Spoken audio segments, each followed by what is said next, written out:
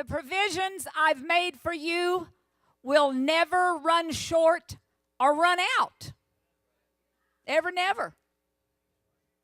Never let your vision or your goal diminish. Without a mental insight and divine directive, you will perish. Without a vision, my people perish. I am from everlasting to everlasting. My strength never fails, and my word is a constant reminder of your bright future. Do you hear that? You've got a bright future. Yeah, the world is kind of crummy, but you got a bright future. At the lowest point of your life, you can still cry out to me, for I will always be with you. Do not give up, but continue to pursue the bountiful provisions I have provided for you. Hold on to the only real thing that matters. I am the way, the truth, and the life. I am healing and peace. I am joy, restoration, and your only true rest. I am the real thing.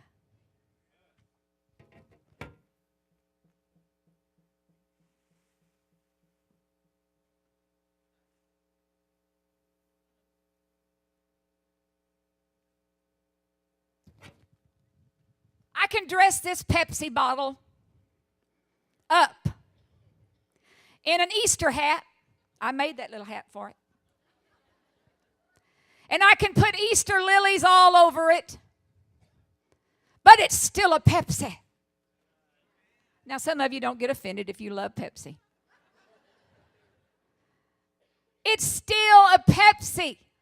It's not the real thing.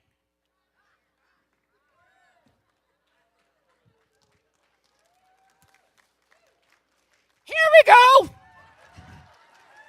Here we go. Coke is the real thing to this little white woman. But God wants us to be the real thing because He's the real thing. He's not a different version, or He tastes a little bit like it, or we act just a little bit like it. No, we're the real thing. We're not a knockoff. We're not a fake or a phony. The real thing. He's getting a people together right now that are proven. They've gone through the fire and they're coming out the other side without the smell of smoke on them. Oh, relying on Him for everything. That's where you are right now. This is what you're doing today. You're the real thing and you're relying on Him. When Jesus was walking with His disciples down the road and all of a sudden He got hungry and He saw a fig tree with a lot of leaves on it.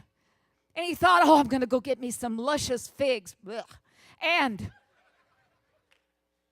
He walked over and there were no figs on that tree, because a fig tree, when it has its leaves, it means it has figs on it. So He cursed the fig tree and it died instantly. He went back to His disciples and was walking with them. And that looked like a fig tree. It had leaves like a fig tree, but it had no fruit.